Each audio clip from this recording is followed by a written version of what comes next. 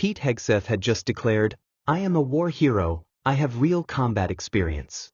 But the Pentagon files in Jasmine Crockett's hand proved that Hegseth had never seen combat and had completely fabricated his military service with fake stories.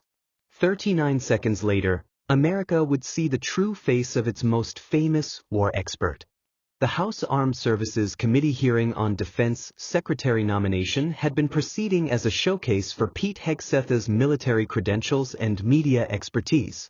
As President Trump's nominee for Secretary of Defense, Hegseth had spent the morning delivering passionate testimony about his combat experience, his understanding of military culture, and his vision for strengthening America's armed forces. For the first 3 hours, Republican committee members had lobbed softball questions that allowed Hegseth to present himself as the ideal candidate, a warrior scholar who had served on the front lines in Iraq and Afghanistan before becoming a prominent voice for veterans' issues through his television commentary and advocacy work. "I didn't just study warfare in textbooks," Hegseth had declared during one particularly stirring response to Senator Tom Cotton. "I lived it. I bled with my brothers in arms. I know what it means to face enemy fire and make life-or-death decisions in the crucible of combat." His voice carried the authority of someone who had experienced the ultimate test of military service as he continued. "When I talk about military readiness, when I discuss combat effectiveness, when I advocate for our troops, I'm not speaking as a politician or a bureaucrat. I'm speaking as someone who has been there, who has done that, who has earned the right to lead through service and sacrifice." The Republican members nodded approvingly. This was exactly the kind of testimony that reinforced their narrative about civilian control of the military being exercised by someone who truly understood military culture from the inside. "I am a war hero," Hegseth concluded, his voice rising with martial pride. "I have real combat experience. I have led men in battle, made decisions under fire, and earned decorations for valor that reflect not just my own service, but the honor of every soldier I served alongside." The cameras captured him perfectly confident, authoritative, seemingly genuine in his warrior credentials. It was vintage Hegseth, using his supposed combat experience to establish credibility for his policy positions and leadership qualifications. But Jasmine Crockett wasn't applauding.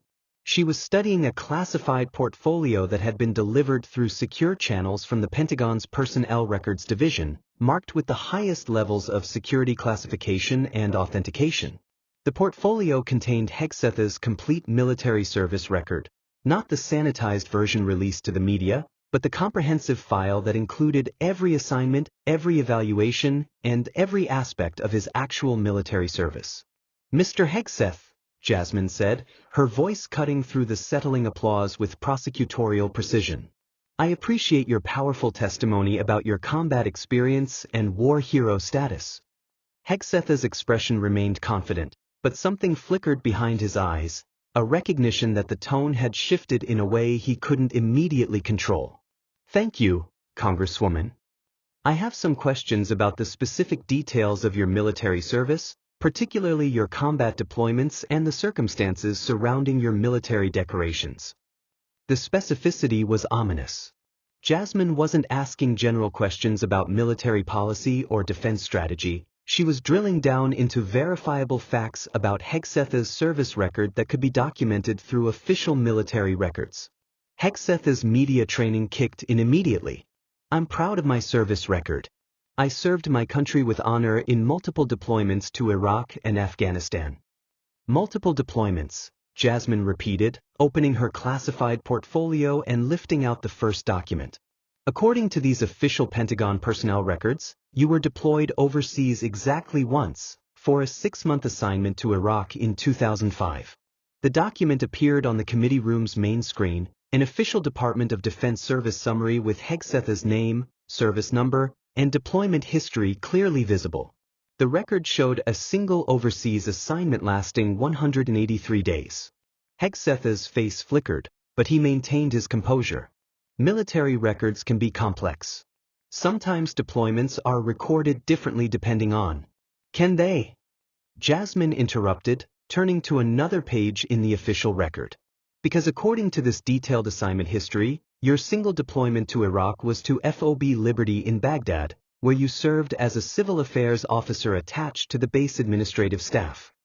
She paused before delivering the devastating follow-up. The assignment location log shows that you never left the forward operating base. You never participated in combat patrols, never engaged enemy forces, never operated outside the secured perimeter of what was essentially an administrative headquarters. The distinction was crucial and damaging.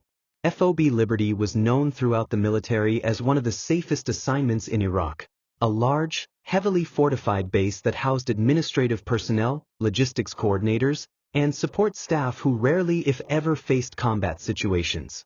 Hegseth tried to defend his service. Civil affairs is dangerous work. We were constantly under threat of rocket and mortar attacks. Were you? Jasmine said, reaching for another document that made Hegseth's face go pale.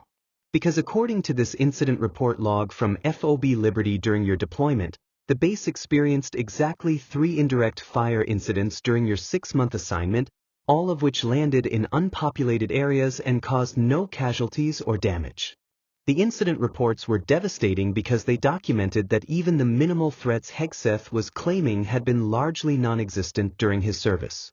Furthermore, Jasmine continued, your duty assignment was listed as Protocol and Public Relations Coordination, essentially organizing ceremonies and managing media visits for VIP tours of the facility. The revelation that Hegseth's combat deployment had actually been a public relations assignment at a safe administrative base completely undermined his warrior narrative. Mr. Hegseth, Jasmine said, you told this committee that you are a war hero who has led men in battle and made decisions under fire. But your official military record shows that you spent 6 months at a rear area administrative base organizing ceremonies for visiting dignitaries. Hegseth's mouth opened and closed like a fish gasping for air. The confident warrior who had spent years building a media career on his supposed combat credentials was being systematically exposed as someone whose military service had been entirely administrative. But Jasmine wasn't finished. She reached deeper into her portfolio and withdrew what appeared to be a thick folder of documents that made Hegseth's remaining color drain from his face. These, she said, are the official records for every military decoration and award listed in your official biography and television appearances. She began reading from the documents. Bronze Star Medal, recommended for approval based on completion of administrative duties and VIP protocol management. No combat citation. No Valor device. The Bronze Star was one of the decorations Hegseth had frequently referenced in his media appearances as evidence of his combat heroism. The revelation that it had been awarded for administrative work rather than combat valor was devastating to his credibility. Army Commendation Medal, awarded for exceptional performance of routine administrative duties and successful coordination of media events. Jasmine continued. Again, no combat citation. No Valor device. Each decoration that Hegseth had presented as evidence of his combat heroism was being revealed as recognition for desk work and event planning. Combat Infantryman Badge, Jasmine read, not awarded. Combat Medical Badge, not awarded. Combat Action Badge, not awarded. The absence of actual combat badges was the smoking gun that proved Hegseth had never engaged in combat operations. These badges were specifically awarded to personnel who had engaged enemy forces under combat conditions, and Hegseth had earned none of them. Mr. Hegseth, Jasmine said, looking directly at him, you have built your entire public persona around being a combat veteran and war hero. But your official military record shows that you never engaged in combat, never led troops in battle, and never earned a single decoration for combat valor. Hegseth tried desperately to salvage something from the wreckage. Military service takes many forms. Support roles are just as important as combat roles. Of course they are, Jasmine agreed.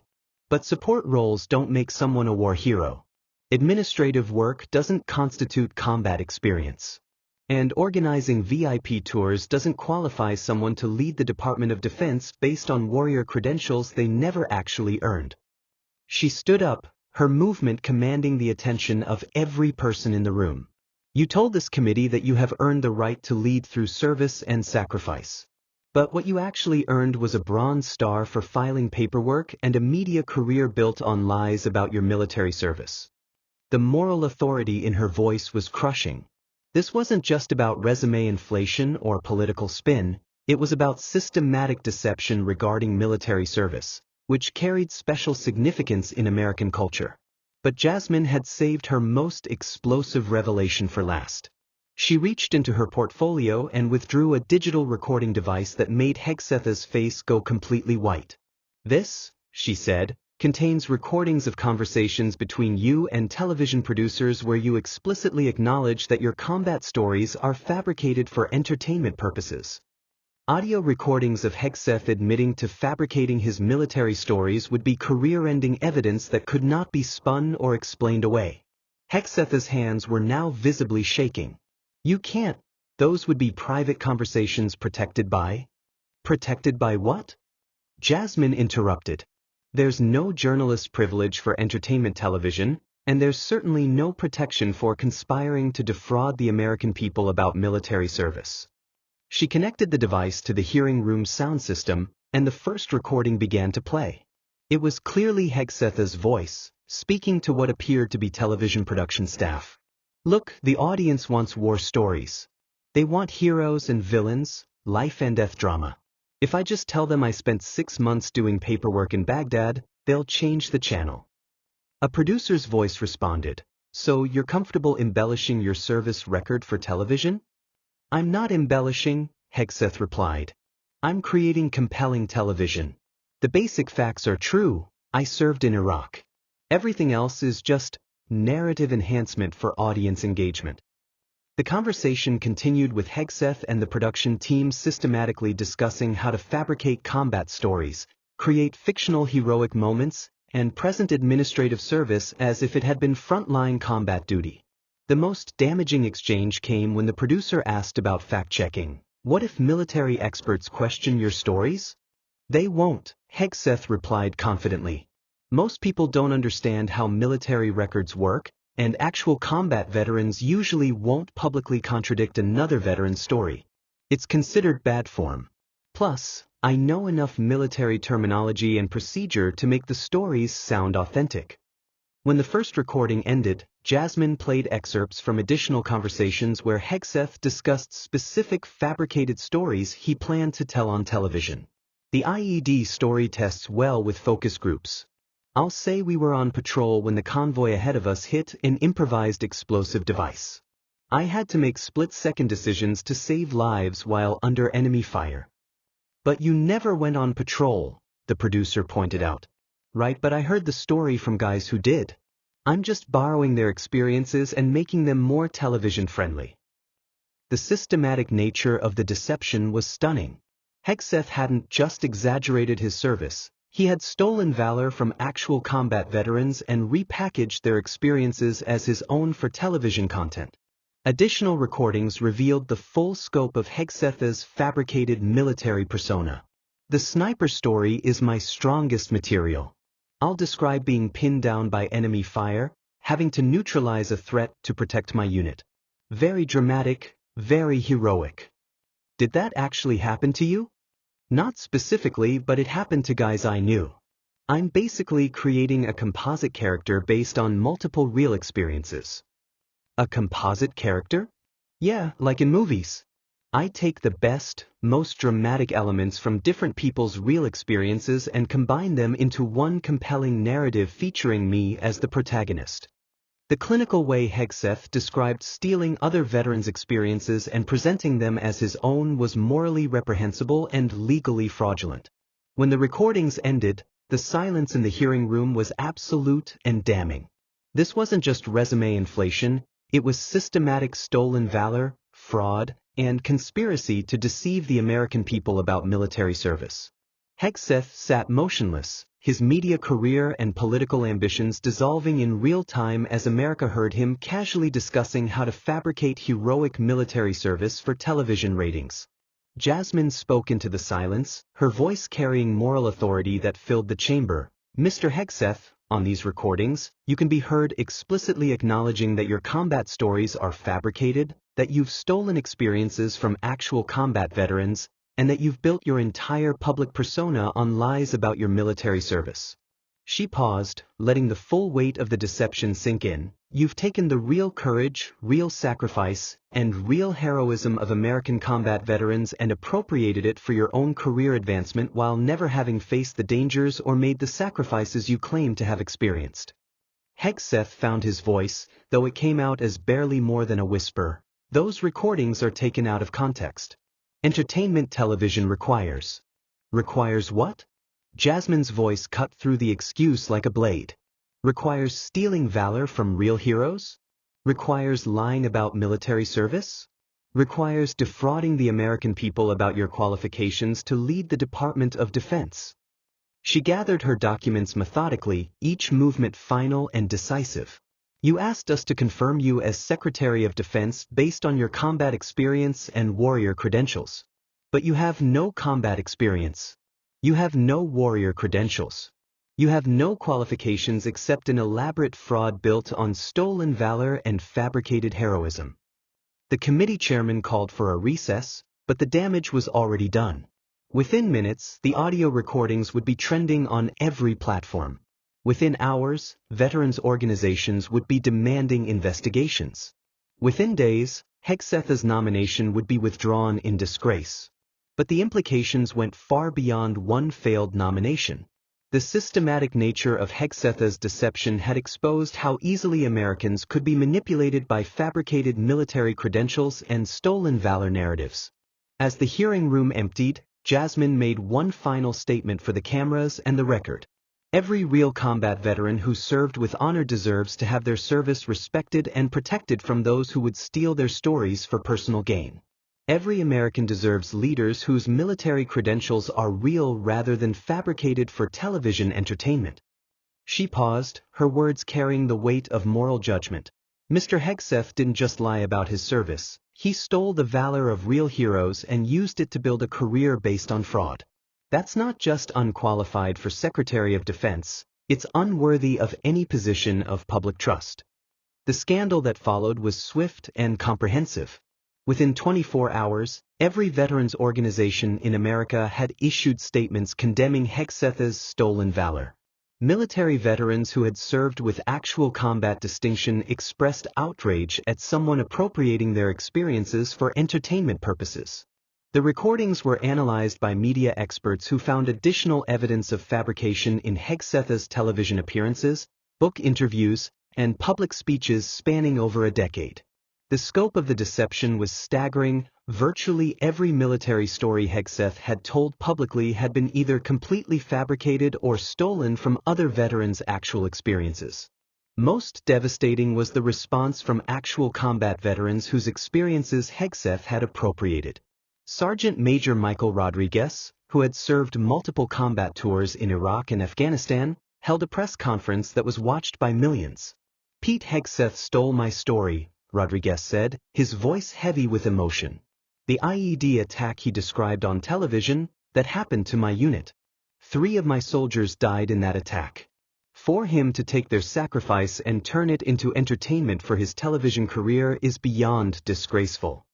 Other veterans came forward with similar stories of Hegseth appropriating their combat experiences, their near-death situations, their moments of genuine heroism, and repackaging them as his own fictional adventures for media consumption.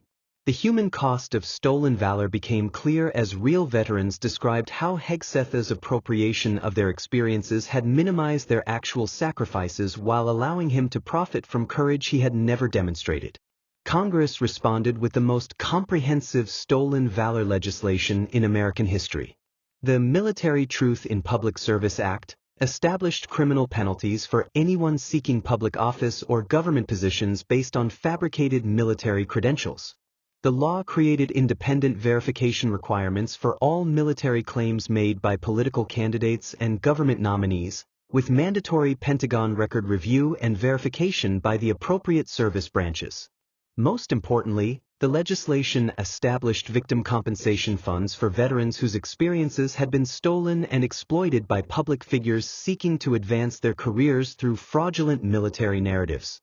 The investigation into Hegseth's deception revealed the existence of what prosecutors called a stolen valor industry, a network of television producers, book publishers and media companies that had systematically encouraged public figures to fabricate or embellish military service to create more compelling entertainment content. Internal documents from entertainment companies showed explicit policies encouraging guests to enhance their military stories for television appeal, with little or no fact-checking to verify the authenticity of combat claims. The scandal triggered comprehensive reforms in how media companies verified military credentials and combat claims, with new industry standards requiring Pentagon record verification before allowing anyone to present themselves as a combat veteran on television or in published material. Educational institutions also responded by developing new curricula focused on military history and the importance of authentic service records. The Hegseth case became required study in journalism schools as an example of how entertainment considerations could corrupt factual reporting about military service. Law schools incorporated the case into courses about fraud, stolen valor, and the legal obligations of public figures to provide truthful information about their qualifications for government service. Perhaps most importantly, the scandal had educated the American people about the difference between authentic military service and fabricated warrior narratives designed for entertainment purposes. Veterans organizations developed new verification systems for public speakers and media personalities claiming military credentials, ensuring that actual combat veterans' experiences would be protected from appropriation by entertainers seeking credibility they hadn't earned. The Department of Defense established new protocols for releasing military service information to prevent future cases of stolen valor while protecting the privacy rights of genuine veterans. 2 years after the hearing that had exposed his deception, Pete Hegseth was serving a federal prison sentence for fraud, stolen valor, and conspiracy to deceive the American people about his military qualifications. His television career was over, his books had been pulled from publication, and his name had become synonymous with the worst kind of military fraud. But perhaps more importantly, the case had strengthened protections for authentic military service and had created new respect for the difference between real combat experience and fabricated entertainment narratives. Real combat veterans found that their actual service was valued more highly precisely because the public had learned to distinguish between authentic military experience and the kind of fabricated heroism that Hegseth had peddled for entertainment purposes. The 39 seconds that had begun with Hegseth's confident declaration of war hero status had ended with the complete exposure of the most systematic case of stolen valor in American political history. But those same 39 seconds had also begun a process of protecting real military service from future appropriation by entertainers and politicians seeking to advance their careers through fraudulent claims of combat heroism. Jasmine Crockett, whose investigation had exposed the fraud and protected the integrity of military service, reflected on the case during a speech at the VFW National Convention. "Real heroes don't need to steal other people's stories," she told an audience of actual combat veterans. "Real warriors don't need to fabricate their service records. Real military leaders earn their credentials through actual service, actual sacrifice, and actual commitment to the values they're sworn to defend." She concluded with words that had become a rallying cry for authentic military service. When someone lies about military service, they don't just deceive the public, they dishonor every veteran who served with real courage, real sacrifice, and real commitment to something greater than themselves. The audience of genuine combat veterans applauded not just for the exposure of fraud, but for the protection of authentic military service that had resulted from holding fraudulent warriors accountable for their deception. Pete Hegseth had entered that hearing room as a celebrated warrior commentator with supposed combat credentials. He left it as a symbol of the worst kind of military fraud, someone who had stolen real heroes' experiences and used them to build a career based on lies.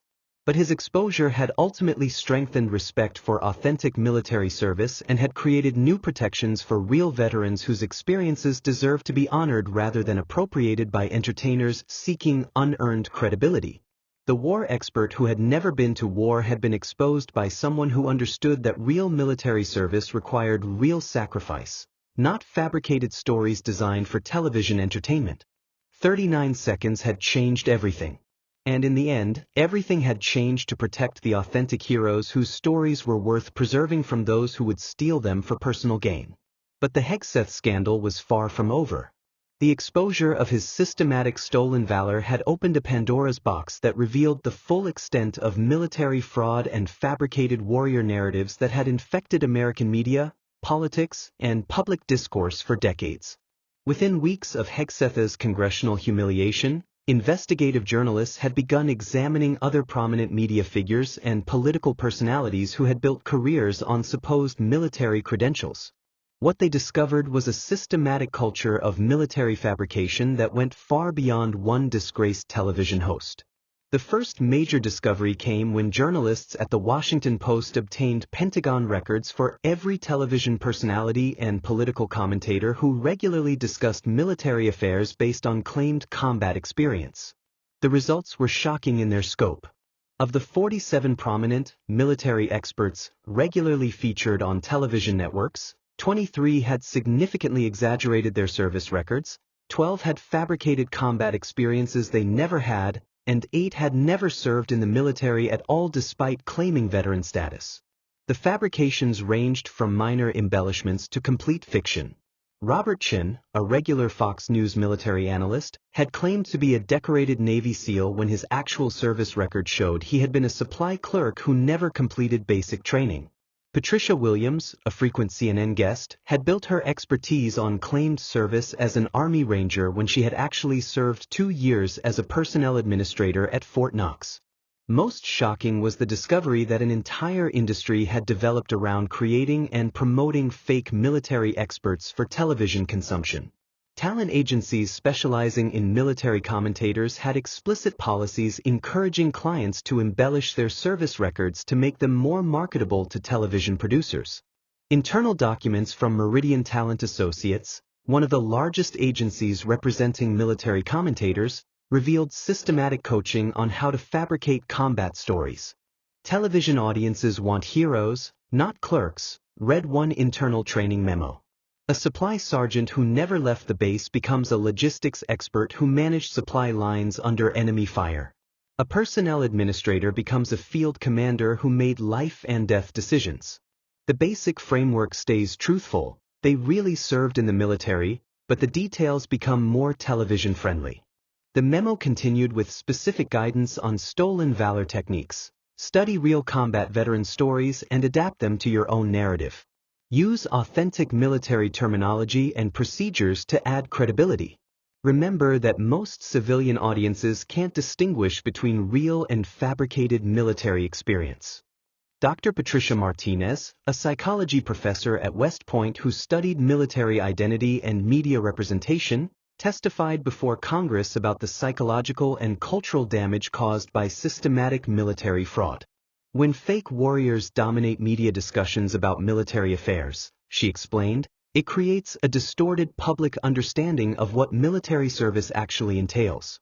Real veterans' experiences are marginalized while fabricated heroics become the standard for military credibility. Her research had documented how the prevalence of fake military experts in media had created unrealistic expectations for real veterans, many of whom felt pressure to exaggerate their own service to compete with the fabricated narratives that dominated public discourse. We've created a culture where authentic military service isn't dramatic enough for public consumption, Dr. Martinez continued. Real veterans who served honorably in support roles feel ashamed of their actual contributions because they can't compete with the fictional heroics of stolen valor fraudsters. The psychological impact on real combat veterans was particularly severe. Many genuine war heroes found that their actual experiences seemed mundane compared to the Hollywood-style narratives that fake experts told on television. Master Sergeant William Rodriguez, who had earned 2 Purple Hearts and a Silver Star during multiple combat deployments, explained the emotional toll during a Senate hearing on military fraud. I've been in real firefights, lost real friends, made real life and death decisions under enemy fire, he said, his voice heavy with frustration. But when I watch these fake experts on TV telling their fabricated war stories, I start to wonder if my real experiences are somehow inadequate because they weren't as dramatic as their fiction. His testimony revealed how stolen valor didn't just deceive civilians, it psychologically damaged authentic veterans by making them question the value of their own genuine service. The investigation into military media fraud expanded when prosecutors discovered financial networks that had been supporting and profiting from fabricated military expertise.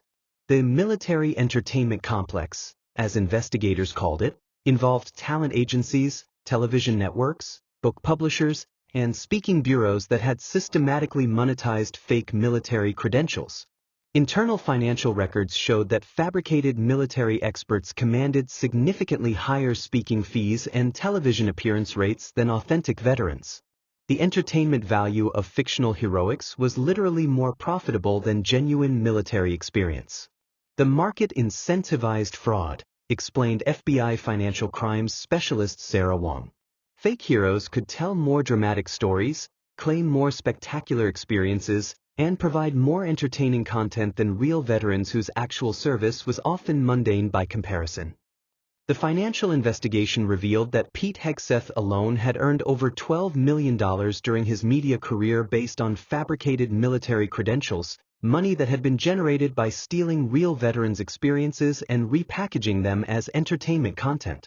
Similar financial audits of other exposed military fraudsters showed a pattern of systematic profit from stolen valor. The fake military expert industry had generated over $340 million in revenue over the previous decade, all based on appropriating real veterans' sacrifices for entertainment purposes. The legal implications were staggering. Federal prosecutors began building conspiracy and fraud cases against not just individual fake experts, but against the agencies, networks, and publishers who had knowingly promoted fabricated military credentials for profit. The first major corporate prosecution came against Blackstone Entertainment, the talent agency that had represented Hegseth and dozens of other fake military experts. Internal emails revealed that company executives had explicitly encouraged clients to fabricate combat experience to increase their marketability. "We need more Purple Heart recipients on our roster," read one email from agency president Marcus Blackwood. "The networks love wounded warriors, and audiences eat up the heroic recovery stories. If clients don't have actual combat wounds, help them develop narratives that suggest they do." Another email was even more explicit. "The SEAL market is oversaturated. We need more Army Rangers and Green Berets. Work with clients to adapt their actual service records into Special Forces narratives. Most viewers can't tell the difference anyway." Blackstone Entertainment was ultimately convicted of conspiracy to commit fraud and forced to pay $47 million in restitution to veterans organizations, money that was used to support authentic veterans who had been economically displaced by fake experts. Television networks faced their own reckoning as internal documents revealed that many had knowingly promoted fake military experts because fabricated stories generated higher ratings than authentic but less dramatic real experiences. Fox News was forced to pay $23 million in fines after investigators discovered that network executives had explicit policies encouraging military guests to enhance their service records for television appeal. Internal memos showed that fact-checking departments had been instructed to avoid verifying military claims that made for compelling television content. CNN faced similar penalties when prosecutors revealed that network talent coordinators had maintained databases of television-friendly military stories that guests were encouraged to claim as their own experiences, regardless of whether they had actually lived through those events. The network's defense that they were merely entertainment rather than news organizations collapsed when investigators revealed that the same fake experts who told fabricated stories on entertainment shows were also consulted as authoritative sources for news coverage of actual military events. "When you present fake experts as authorities on real military policy," explained media ethics specialist Dr. Jennifer Chin, "you're not just misleading audiences about entertainment, you're corrupting public understanding of actual military affairs and national security issues." The academic world also faced scrutiny as investigators discovered that many universities had hired fake military experts as professors and guest lecturers without verifying their credentials. Military studies programs across the country were forced to review their faculty qualifications after it was revealed that numerous combat veteran professors had never actually seen combat. Harvard's Kennedy School of Government was particularly embarrassed when it was discovered that their highly regarded Military Leadership in Crisis course had been taught for 3 years by someone whose claimed special forces experience was entirely fabricated. The professor, Dr. Robert Morrison, had built his academic career on supposed experience leading counterterrorism operations in Afghanistan. Pentagon records revealed that his actual military service had consisted of 18 months as a finance clerk at Fort Hood, with no overseas deployment and no special operations training. The academic credibility we thought we were providing to students was based on stolen valor and fabricated expertise, admitted Dean Patricia Williams in her resignation letter. We failed in our basic obligation to verify the qualifications of our faculty. Similar revelations at universities across the country triggered comprehensive reforms in how academic institutions verified military credentials and combat experience claims. The Association of American Universities implemented mandatory Pentagon record verification for any faculty member claiming military expertise. The publishing industry faced its own crisis as investigators revealed that numerous best-selling military memoirs and leadership books had been based on fabricated service records and stolen combat experiences. Warrior's Code, Lessons from the Front Lines, Hegseth's best-selling book, was pulled from publication when investigators proved that every combat anecdote in the book had been stolen from other veterans' actual experiences. The book had sold over 400,000 copies based entirely on fabricated military heroics. Random House, the book's publisher, was forced to pay $8.7 million in settlements to veterans whose experiences had been appropriated without permission. The company implemented new verification procedures requiring Pentagon record authentication for any author claiming military credentials. The scope of publishing fraud was extensive. Of the 47 military-themed bestsellers published in the previous 5 years, 19 contained fabricated combat experiences, 12 had significantly exaggerated service records, and 7 had been written by authors who had never served in the military at all, despite claiming veteran status. Amazon, Barnes & Noble, and other major book retailers were forced to develop new policies for military memoir verification after customer lawsuits alleged fraud in the marketing of books based on stolen valor. The documentary film industry also came under scrutiny when investigators discovered that numerous acclaimed military documentaries had featured fake experts whose supposed combat experience provided the credibility that made the films marketable to audiences seeking authentic military perspectives.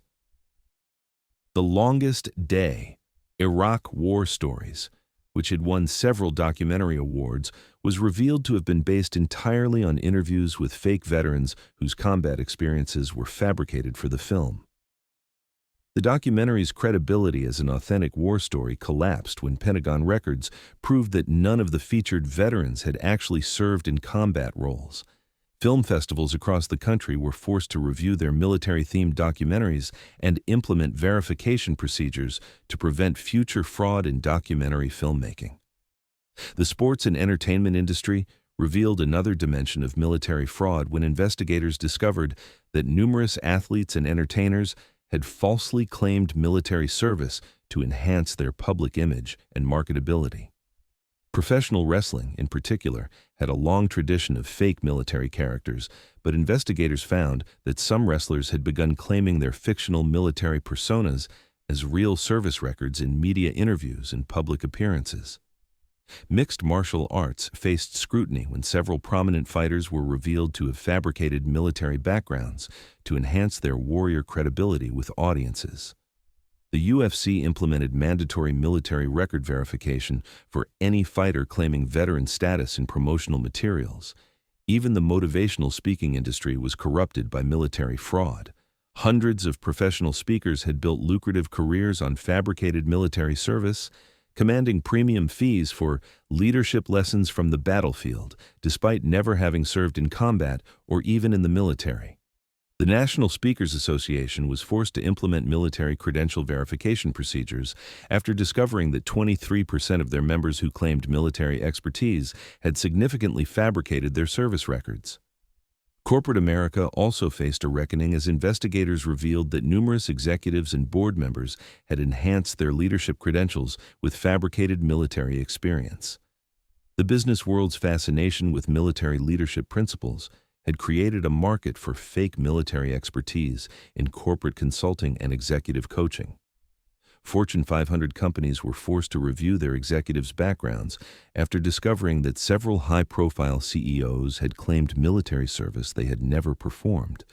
The Securities and Exchange Commission began investigating whether fraudulent military credentials in corporate leadership constituted securities fraud when companies marketed their executives' supposed military experience to investors.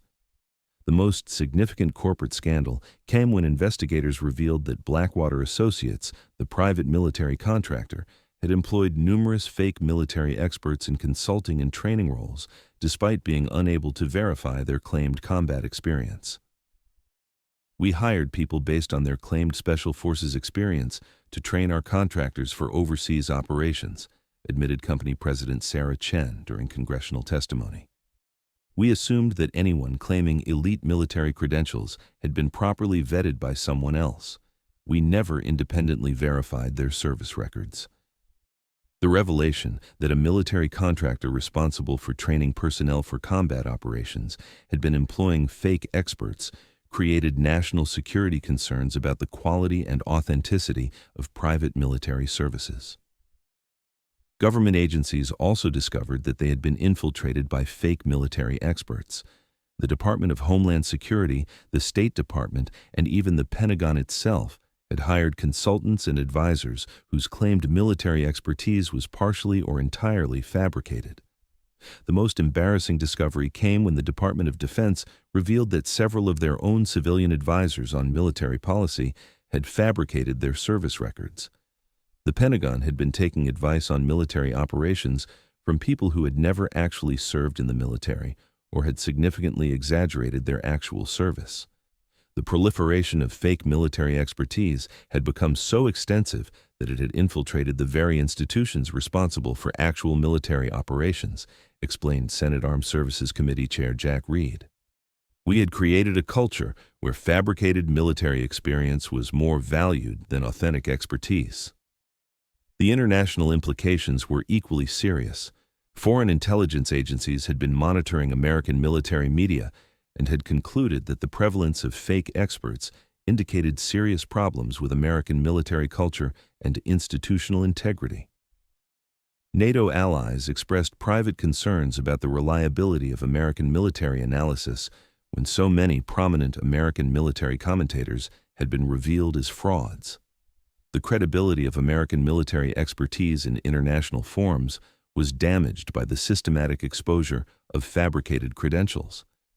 The psychological warfare implications were particularly concerning. Enemy propaganda operations had begun highlighting American military fraud as evidence that American military culture was corrupt and that American military claims could not be trusted. When your enemies can point to systematic stolen valor in your media and say, even Americans don't believe their own military heroes, it becomes a national security vulnerability, explained Defense Intelligence Agency analyst Dr. Michael Wong.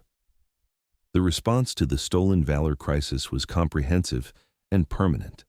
Congress passed the most extensive military fraud legislation in American history, creating criminal penalties for anyone who profited from fabricated military credentials in any commercial, educational, or media context. The Military Truth and Accountability Act established the Federal Military Verification Bureau, an independent agency with the exclusive authority to authenticate military service claims for any commercial, media, or educational purpose. The law required mandatory Pentagon record verification for anyone claiming military expertise in any public forum, with criminal penalties for knowingly promoting fake military credentials. Most importantly, the legislation established victim compensation programs for authentic veterans whose experiences had been stolen and exploited by fake experts, with funding provided by seized assets from convicted military fraudsters. The cultural impact was equally significant. The systematic exposure of fake military experts had educated the American people about the difference between authentic military service and fabricated warrior narratives designed for entertainment purposes. Military verification became as routine as background checks in hiring, media booking, and academic credentialing. The public developed sophisticated appreciation for the difference between real military experience and the kind of Hollywood heroics that had been peddled by fraudsters.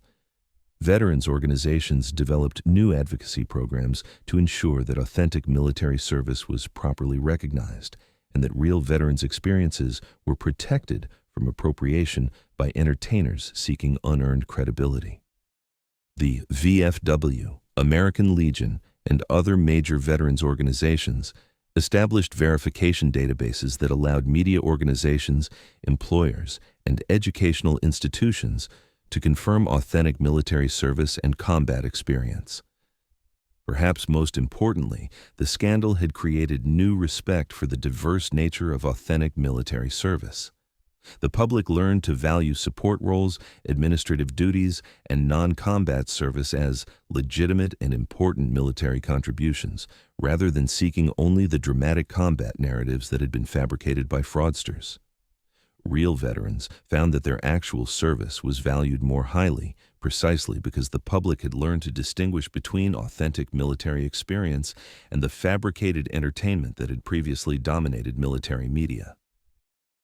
Educational institutions developed new curricula focused on military history, the diversity of military service, and the importance of authentic rather than fabricated military narratives in understanding American military culture. The military itself implemented new programs to honor and publicize the full spectrum of military service, ensuring that support personnel, logistics specialists, and administrative staff received recognition for their actual contributions rather than feeling pressure to fabricate combat experiences to gain respect.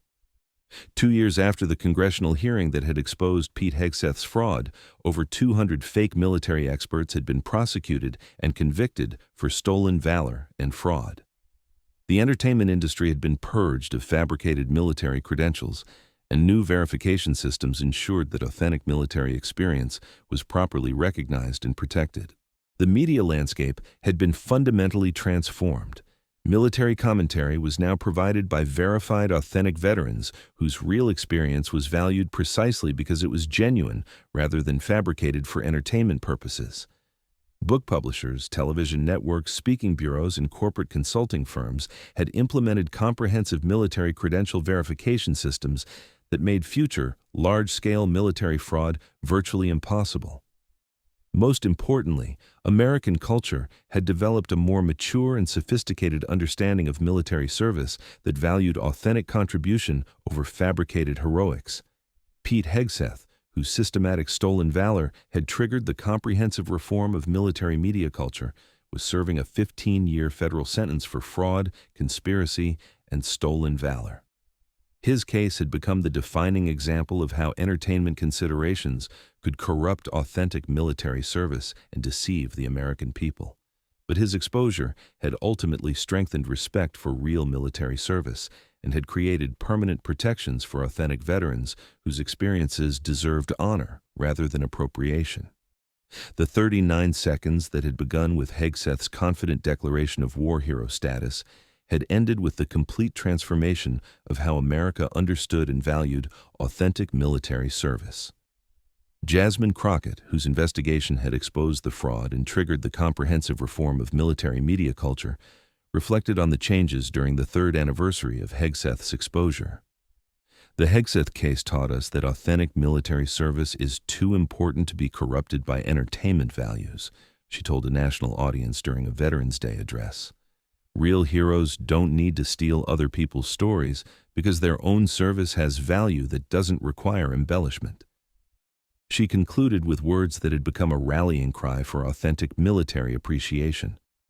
When we honor real military service, including the mechanics, the clerks, the supply specialists, the administrators who keep our military functioning, we honor the truth of what military service actually requires rather than the fiction of what entertainment wants it to be. The audience of real veterans verified through the new authentication systems that had emerged from the scandal, applauded not just for the exposure of fraud, but for the protection of authentic military service that had resulted from holding fake warriors accountable. Pete Hegseth had entered that hearing room as a celebrated television warrior with fabricated combat credentials. He left it as the symbol of everything wrong with stolen Valor culture and the catalyst for the most comprehensive protection of authentic military service in American history.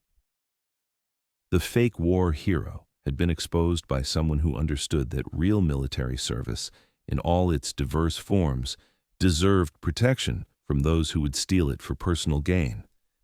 And in the end, that protection had made authentic military service more respected, more valued, and more honored than the fabricated entertainment that had tried to replace it. 39 seconds had revealed the truth about fake military expertise, and that truth had ultimately made real military service stronger than the lies that had tried to overshadow it.